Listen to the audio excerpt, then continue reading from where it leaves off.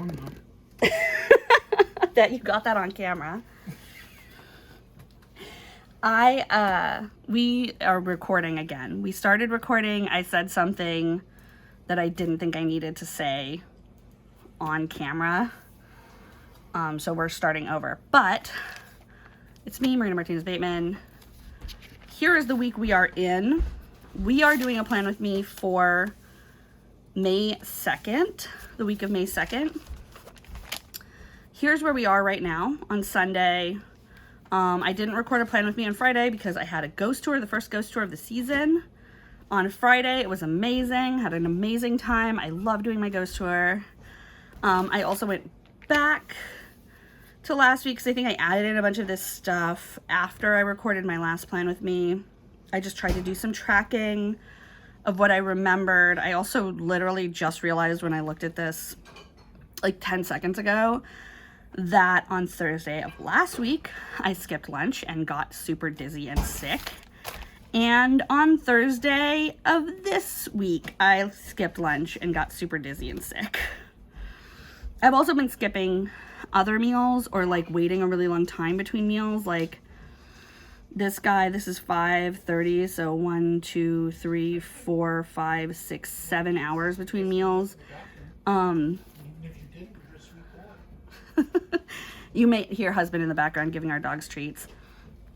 He's also here. He's going to come in and plan with me for as soon as the dogs are taken care of. A normal person can go 7 hours between eating, and that's like whatever. For me, though, because I have a habit of not eating, it is not advisable. As you can tell, I've been like weirdly... I have been having bad eating habits for a while, mostly because of stress. Last week I told you that we were really worried about Pepper, our dog, and that she had back-to-back appointments this week, and that she might lose or that best case scenario, she loses an eye. That's not what's happening at all. I think I did also talk about last week how our vet previously had diagnosed our other dog with cancer in the summer. And told us that he was not long for this world, and we were extremely broken up about it. And then, prepared, we had the number of the vet that comes to your house to like put your dog down in his home and all that stuff, and we were really worried. And he's still here, thankfully, and I'm very happy about it. And he's healthy and energetic, doing great. He's 15, which is quite old for a medium-sized dog. So we were just really grateful that, sometimes you're wrong. We were super grateful about it. Then this time around, we were told that our other dog probably has cancer, and that the best case scenario is that the cancer is in her eye, and that she'll have to have an expensive eye removal surgery, and then she would be fine because the cancer would be gone. If the cancer wasn't in her eye, then we had a bigger problem because it was probably in her body. We went to this amazing ophthalmologist who was like, yeah, no, that's not how this works. I also talked to another friend who's a vet, and I talked to some other people who have gone through similar things with their animals. Our vet did not communicate what was actually going on with our dog health-wise, and it freaked me the fuck out. They also scheduled a follow-up appointment literally the next day for her. So she had the ophthalmologist on Tuesday and she had a follow-up appointment on Wednesday. That was not actually supposed to be an appointment. It was supposed to be just a check-in phone call about the ophthalmologist. But the fact that I had back-to-back appointments 2 days in a row just made me so worried, and I felt so urgent. And I was at the ophthalmologist, and the ophthalmologist was like, good news, she doesn't have cancer in her eye. And I was like, oh God, no, that means that she has cancer somewhere else because her high globulin levels mean that she has cancer, which is what I was told.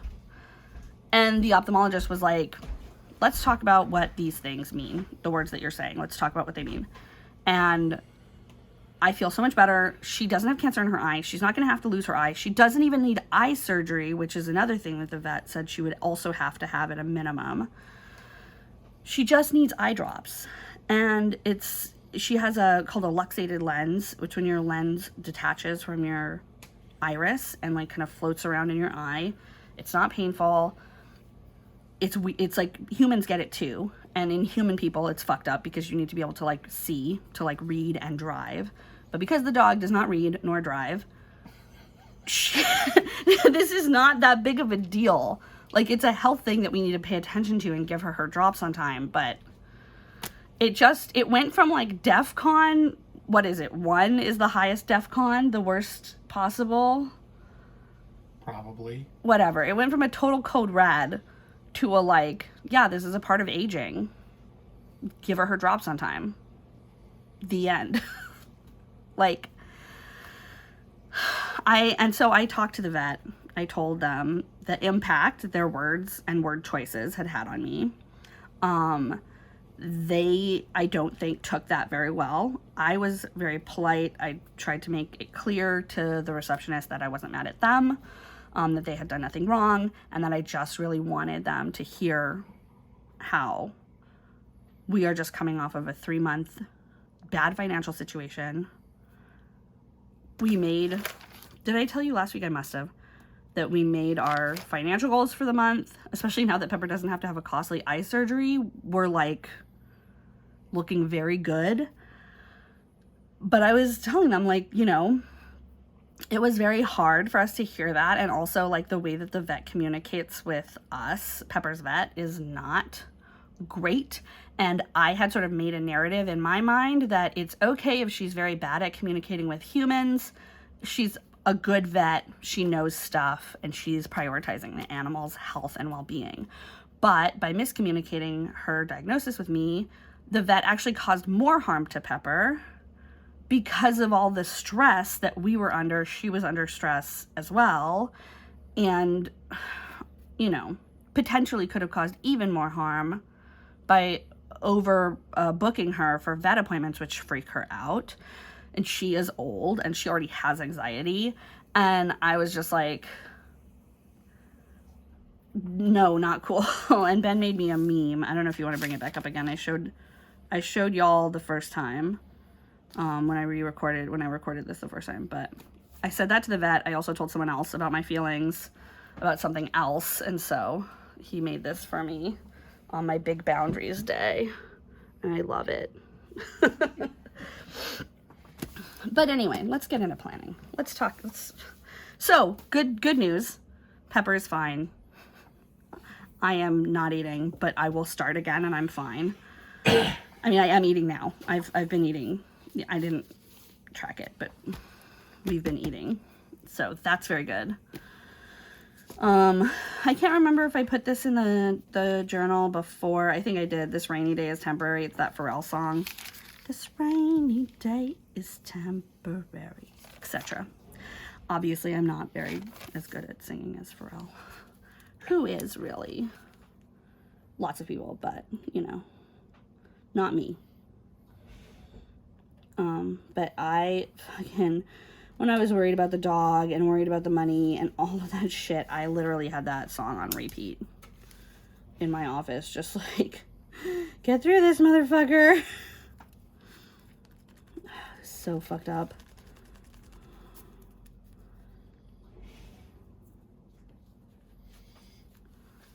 Asana. That's what that sounds like, right? What that looks like. It's fine. I know what it is.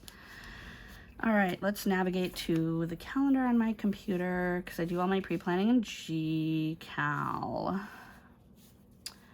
And let's talk about this. Should make this ragu again sometime. Oh shit, yeah, I forgot about that ragu.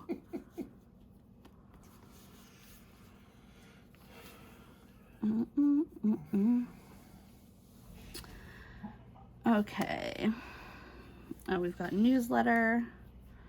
We are gonna do that right after.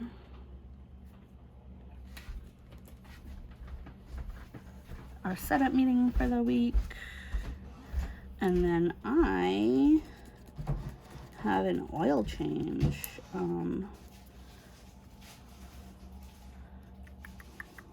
I guess it's black because it's kind of admin. It's definitely not fun.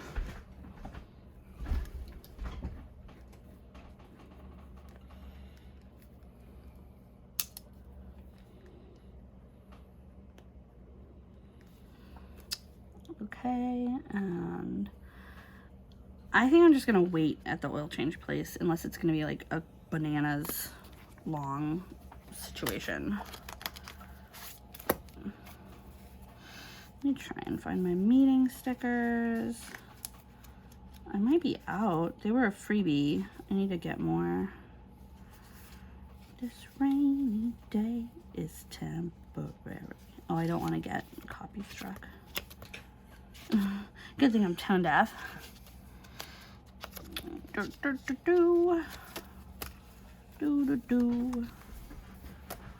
not in there. Let's see. Is it in here? Oh, here's my other. I always like lose these meal sticker things and then I get a new one and then I have two. I lose them. By lose them, I mean I tuck them into the pocket and then forget they're there.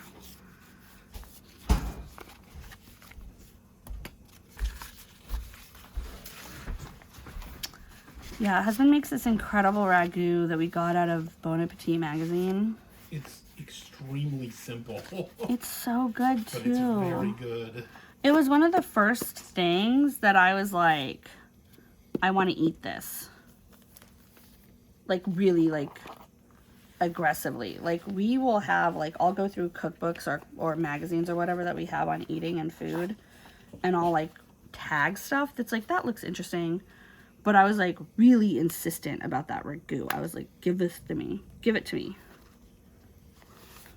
And it was very good. I was right. I have excellent taste.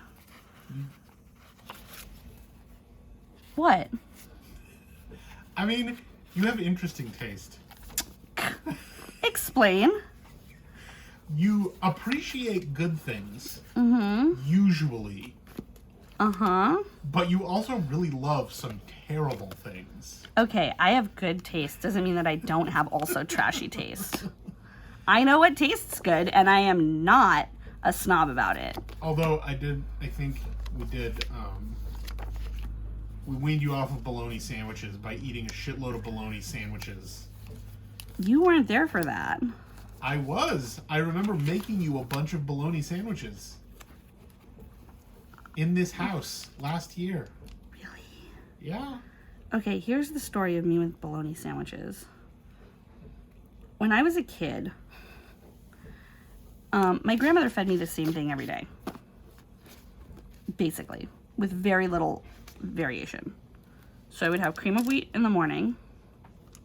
And then in school, I would get a fruit leather, not the cool fruit by the foots, an actual honest to God fruit leather that a creepy man at the farmer's market made. It was just a piece of acetate with fruit spread on it and dried, and then you peeled it off and ate it. So you get that. Hippie moms, not all of them, but I'm going to say that hippie moms abuse their children through feeding them garbage a lot. And I'm not like, people who act like people who feed their children McDonald's are bad. Just try and find a hippie mom that's feeding her children the actual food groups. I fucking dare you. Anyway, maybe that's... Like we did pretty good. Yeah, your mom actually cared about her children too. Like that might be a factor. Yeah. I mean, we didn't need a ton of like... Not wanting your children to die of malnutrition is going to be a big part of whether or not you feed them. Yeah, we didn't need a ton of like meat. We did have fish. And we ate a lot of beans. So I think we still got the protein we needed. Yeah, we didn't eat beans. We ate meat, but if we ate meat, it was like Stouffer's lasagna. So it's like, you can't tell me that you're like, and my grandmother was one of those people that was like, no, McDonald's, bad, it's bad. And I'm just like, okay, so McDonald's is bad, but a Hungry Man TV dinner is fine. Are you fucking kidding me? That's so random. I mean, you were raised by an emotionally stunted narcissist who was also anorexic. Like, it's... I don't know that her being a hippie is really to blame for her feeding you terribly. You are right. I am going to amend that statement, and I will say this. Abusive people will find a lot of ways to be abusive to their people that they abuse. Yes. And not just physical or emotional or even financial. I guess those meeting stickers are gone forever. I don't know. Oh, well. It drives me nuts that they sell... Montelupo sells a gluten-free penne on Alpenrose, but not a normal penne. They only sell... The only things they sell pasta-wise on Alpenrose that are not gluten-free are cavatappi, which are good, and bucatini, which is also good. Cavatappi are the little hats. No. Oh. Cavatappi are the corkscrews that have a hole through them. I do like those too. They're good. They're good. They're like twisty bucatini, basically. So I think I am going to try and make that ragu this week. Yes. And I'm getting cavatappi for that. Oh, my mouth is watering. But I would have preferred to get penne, but I can't. We can just drive to Montelupo and get it if we want it. Oh. Well, the thing is, I don't know if they actually make it. But yeah, we are driving into town, so yes, I won't order it. We'll just get it at Montelupo. What? You're just adorable. I'm glad you think so. I do think so. I am going to put an onion on here. I don't know that I have onions. Oh, okay. I'll just be driving during this period of time.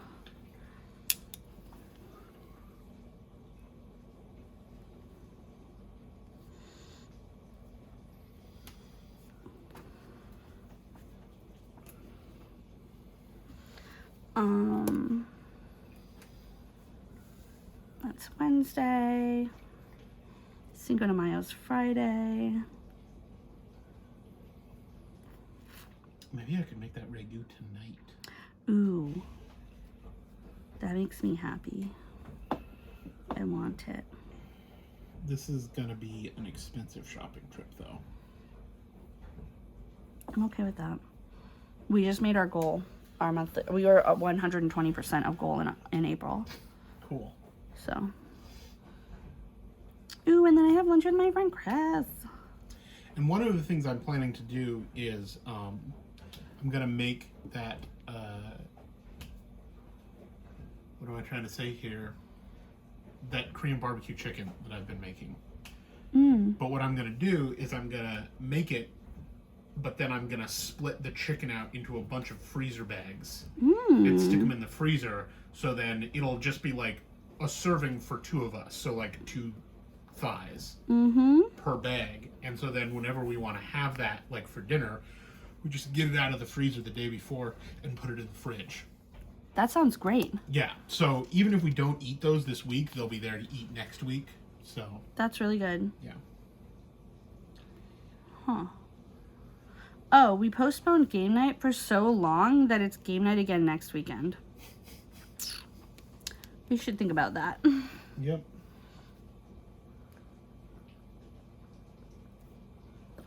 This thing says it's Mother's Day on the 8th. I thought it was Mother's Day today. No, don't think so. It's Mother's Day on the 8th? I mean, I don't want to be mean, but I trust Google more than you. Ouch. Well, I gave you your Mother's Day card today. As you know. Yeah, I do know. In this house. It's Sunday, May 8th. Oops, I jumped the gun. Sorry. I was wondering why I wasn't totally bombarded with super depressing Mother's Day content. Because it's not time yet. I still have another week of hell. Fuck, I love you, and I love that we get to celebrate you on Mother's Day, and I fucking hate Mother's Day, and I wish it would go away. Yeah, but... Mother's Day 2022. KFC offering fried chicken floral arrangements for... You don't even like KFC. I don't, and I don't want this thing. Good. But it's hilarious. Yeah, it's frightening, is what it is. Oh, God. Okay, I'm trying to find... Wow, this is... I think? I don't know how I feel about this. What? KTLA headline: Moms experiencing homelessness get makeovers ahead of Mother's Day. What? Give her a house. At least you'll be pretty on the street. Don't give her a makeover. Give her a house. What? Why? I mean, leave homeless people alone unless you're gonna give them a house. Like, I agree, but the cost of a makeover is significantly less than the cost of a house. No, I get that, but no, like you all the thoughts are trying to come out of my goddamn mouth at once. I guess we could skip giving all of the makeovers and probably afford to give one mom a house for a month. I feel different ways. One, do I just hate makeovers in general because I find them to be sexist and reinforcing white supremacist beauty standards? Yes. Do I think that homeless people deserve to have their physical needs taken care of and so that they can feel good in their bodies and good about themselves? Also, yes. Do I think that we should just be giving homeless people access to self-care items even when it's not Mother's Day and even if they're not moms? Also, yes. So the fact that this is happening is just like, I feel like you're saying the quiet part out loud. You know what I mean? I don't know what that means. Like, we all know that homeless people are treated terribly by our society. And we all know that homeless people do not have access to things like hairdressers or showers or laundry facilities or new clothes or things that make them feel good. Because we also fallaciously believe that if you are homeless or if you are living in poverty, that it's a moral failing rather than a failing of the system that we live in. So by doing this thing where you're highlighting giving homeless moms makeovers on Mother's Day, what you're saying is, hey everybody, look at the thing we can do that we don't do except as a treat. You get a little bit of human rights as a treat, is what it sounds like, and that's what the fuck. What the fuck?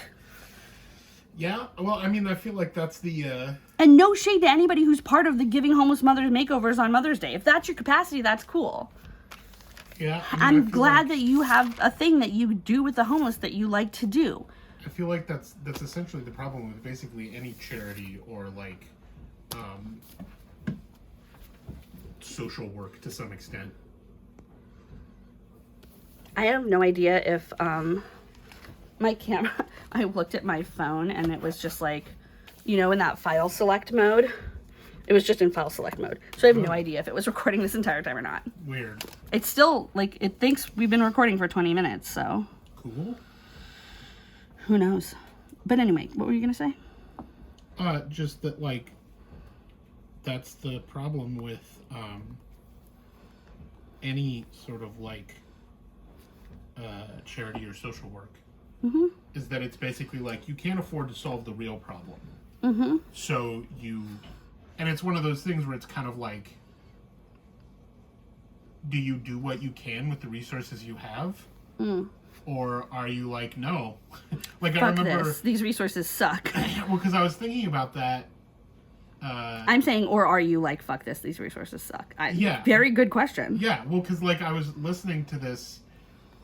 Well, for a long time, I have been listening to this podcast about revolutions. Mm-hmm. And most recently, he has been covering the Russian Revolution, which is the one with the Bolsheviks. Mm-hmm.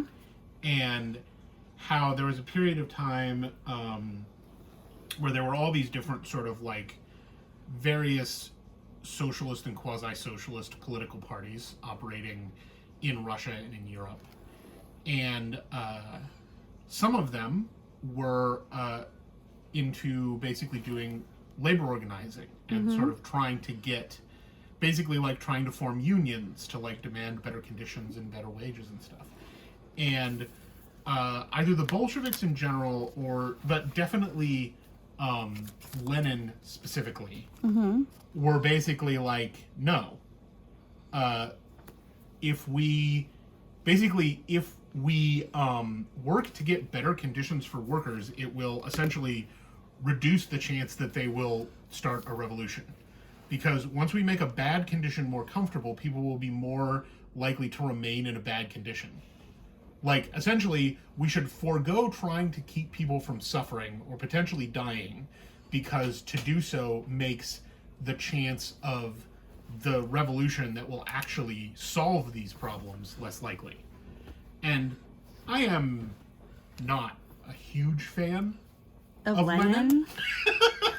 He is kind of a dick, and I'm not particularly sold on most of his arguments. But it was kind of interesting because I'd never sort of like considered things in that manner before.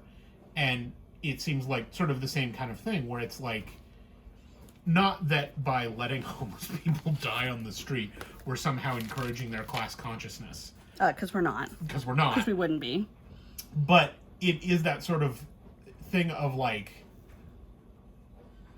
is putting this sort of like Band-Aid on your problem helping to solve the problem, or is it prolonging the problem?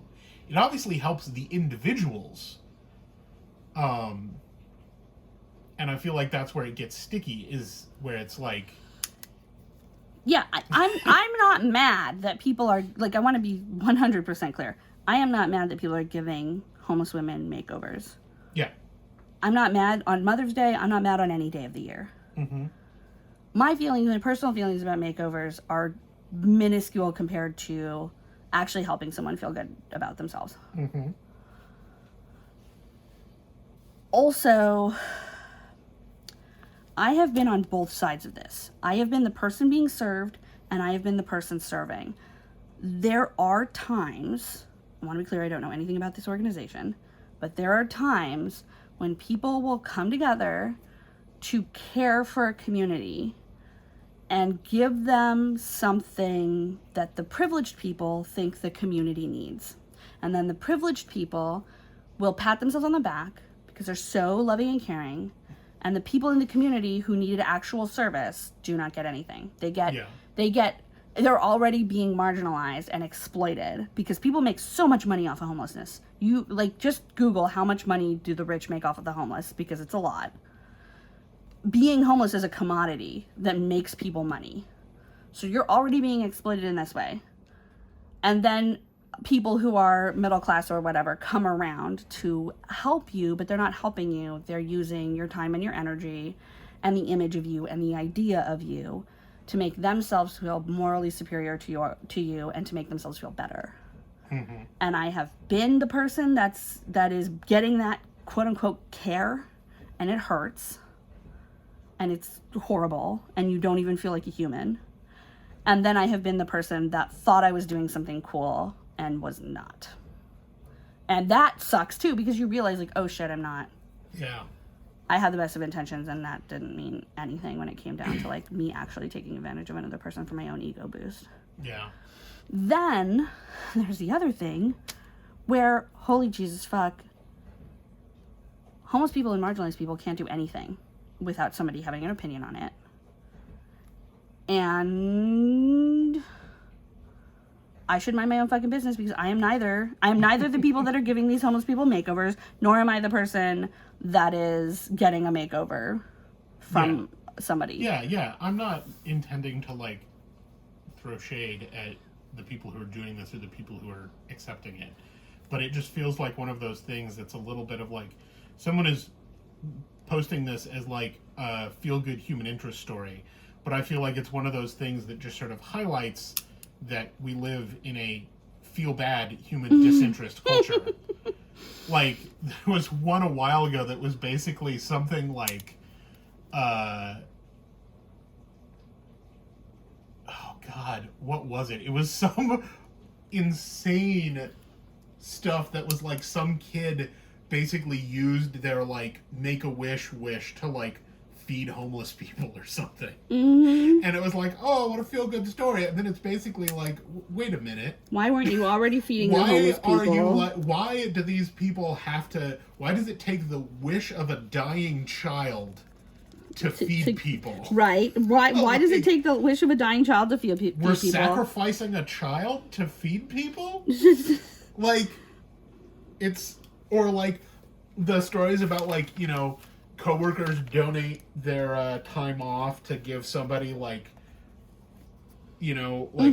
maternity leave or something. It's just like, that's not a feel-good story. No, this is not a feel-good story. Fundamental failure of our society.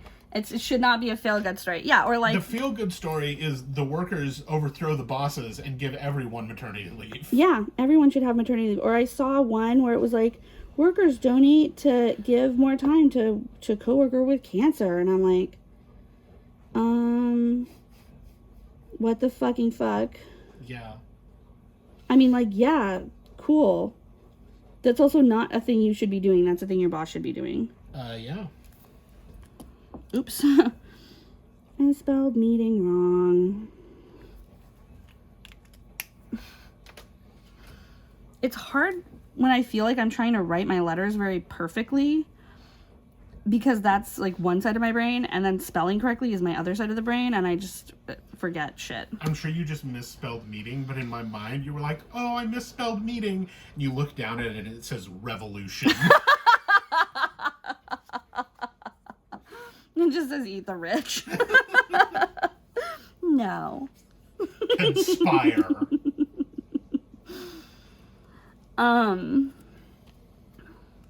But yeah, no, if you want to go give makeovers to the homeless, like, fucking, that's your business. Do it. And I hope that you do that in a way that makes people's lives better and treats them like human beings. And if you're listening to this channel, you probably do. Yep. Because our people on this channel are fucking chill.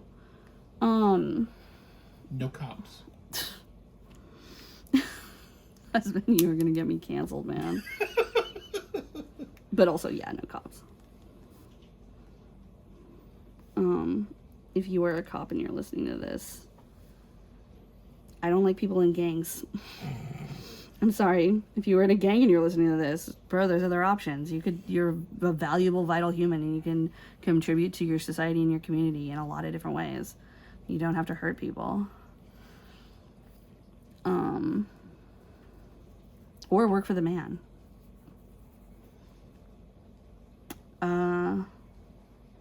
Hurt people for the man. That's another one you don't have to do. It's surprisingly hard not to. Fuck, right? Isn't it? It is. I respect anyone who's figured out how to hurt people less for the man. Yeah. Like it is a hard journey. There's part of me that's like, it's very easy to see when cops hurt people for the man. Mm-hmm. But kind of everybody does. Yeah, you end up upholding capitalism and exploitative economics in a lot of ways. And I'm always finding new ways that I do it. Yeah. You gotta have hobbies. One of my hobbies is trying to figure out how to do less harm. One of my hobbies is video games. I can't fit girlfriends in here. Could you put GFs? Yeah. Presumably people won't think that means gluten-free. 99 gluten-free.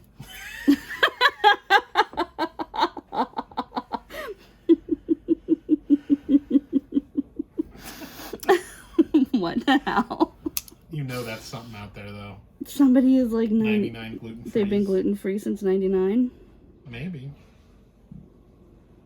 I mean, I know who died in 99 is. I know there are people who have been gluten-free since 99.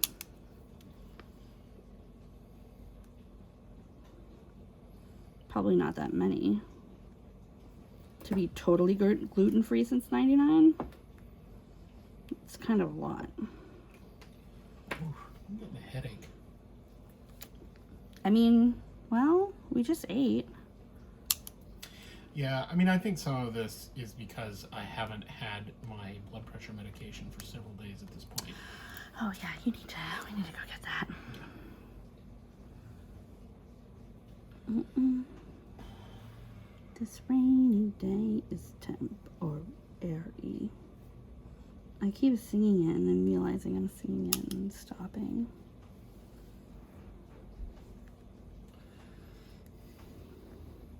I feel like our conversations during these planet meets have gotten like more and more revolutionary. I think that mirrors a change in the culture. You think? Yeah. I mean, I feel like I see a lot more people talking about, like, socialism and communism and anti-capitalism than I did when I was, I mean, even a couple years ago. Like, I feel like anti-capitalism, maybe it's just the people I hang out with, but I feel like anti-capitalism is a phrase that people are throwing around fairly regularly. Or, if they're not saying that, they are talking about capitalism in a negative way. Yeah. And I feel like even like 5 years ago, I didn't see nearly as much of that. Yeah, I even see like higher instances of groups like the conscience capitalism, how do you pronounce this? Conscientious capitalism? Thank you. The conscientious capitalists. Is it Mark Rubin who's trying to do that shit? I think so. I don't believe him, but the fact that he is acting like that's an important part of his philosophy, to me, means that he is a person who reads markets, and he reads that that market is important, and he is investing social capital in it, which I'm like, Yeah, I mean, I think there's a... The problem I have is, how many people are going to invest in Mark Rubin's, like, fake conscientious capitalism, and how many people are going to truly invest in, like, actually changing things? I think that's an interesting question, but I think that there's also some of that where it's like, at a certain point, it doesn't matter. Because even if you are being cynical about it, in order to succeed, you have to fake it well enough that the effects are real. Ooh. No, yeah, the Bill Clinton effect. Yeah. You know, like, I don't know, maybe that's overly optimistic, but I feel like there's an element of, like, at a certain point, unless you actively hate something, it's going to be easier to just kind of go along with whatever it is. And if it becomes that whatever it is this sort of, like, people-focused stuff, you know? Yeah, no, I totally get it. I call it the Bill Clinton effect because I don't think Bill Clinton for a second cared at all about any of the people that he talked about helping. But he's still a very popular president, especially among marginalized people, although it's really the Gen Z and the boomer marginalized people that like the Bill Clinton. Not so much millennials and Gen Z because we saw through his shit. Well, that's how it always goes. Yes, no, I get it. I agree. You know, like, not that Bill Clinton was a radical, but yesterday's radical is today's conservative. No, I know, but he's not like Jimmy Carter. Like, I don't know anything about Jimmy Carter. He didn't do much. He wasn't that effective. But you cannot find a Democrat that does not love Jimmy Carter, in my mind. Of the ones that know who he is. Yeah, that was my understanding. Many of us do not know who he is. That's my understanding of Jimmy Carter, is, like, Jimmy Carter was, like, a chill dude, personally great fellow, did not accomplish much as a president. No, he didn't.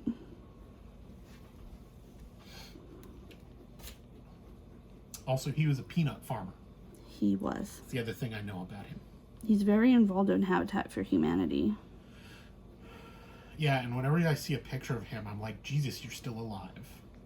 He's very old. He's very old, and he looks it. Which is good. That's more time than I need for this. What? Jimmy Carter's life? I am writing that me and Laura are going to go see Everything Everywhere All of the Time on the 14th. If it's Just still you in guys? theaters. Well, you can come too, of course. I would like to. I really want to see that Yeah, movie. you're invited.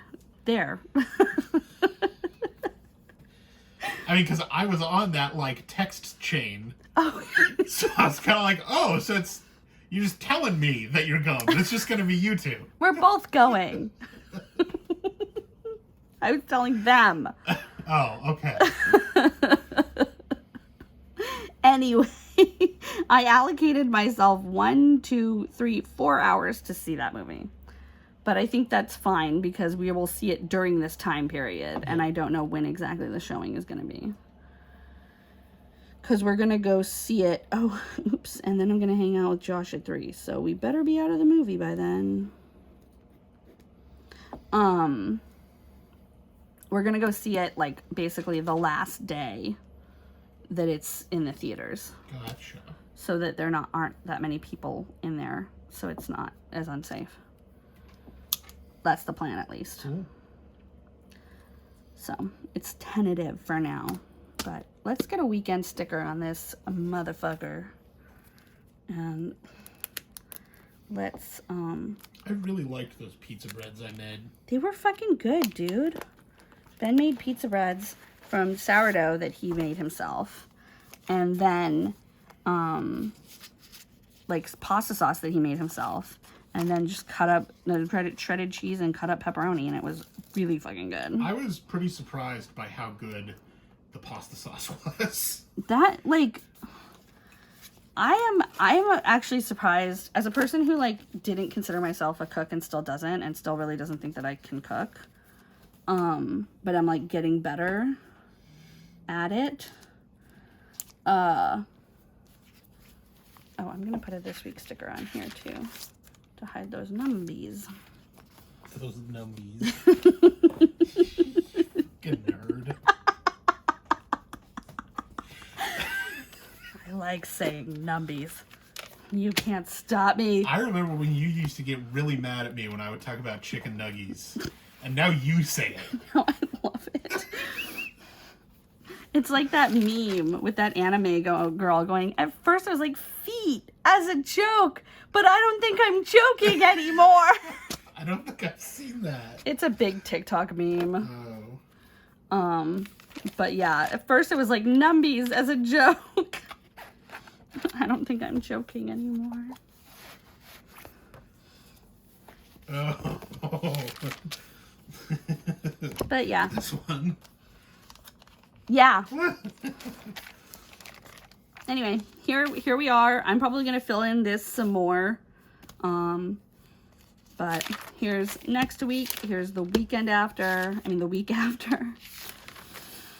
We're already in fucking May, you guys. What the shit? I mean, you will be watching this definitely at least in May, but I hear from the 1st of May, I'm like, by the way, International Workers' Day. Shout out to all the workers. Shout out to all my workers. Let's eat the rich. Yeah, bye everyone.